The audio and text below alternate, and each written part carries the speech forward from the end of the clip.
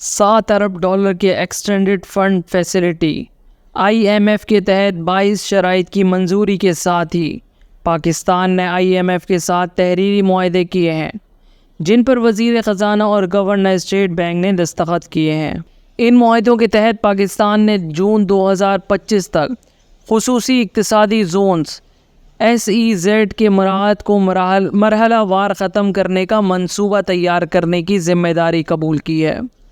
تمام SEZs کی مراحت کو 2035 تک مرحلہ وار ختم کیا جائے گا۔ حکومت جون 2025 تک ایک منصوبہ تیار کرے گی اور SEZs کی تمام موجودہ مراحت کو 2035 تک مکمل طور پر ختم کرنے کے لیے ایک تخمینے پر مبنی عمل درآمد کرے گی۔ حکومت نے IMF کی اس شرط کو قبول کیا ہے کہ وہ دسمبر 2024 تک گیس ٹیرف میں تبدیلیوں کی منظوری دے گی اور 2025-2026 کی بجٹ میں کھاد اور کیڑے مار ادویات پر 5% فیڈرل ایکسائز ڈیوٹی FED عائد کرے گی۔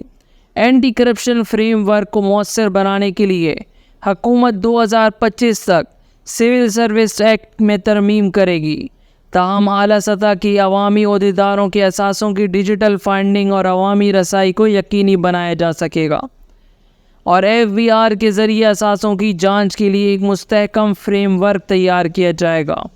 حکومت مالی سال 2025 کے لیے نیٹ صفر گردشی قرضے کے بہاؤ کو حاصل کرنے کے لیے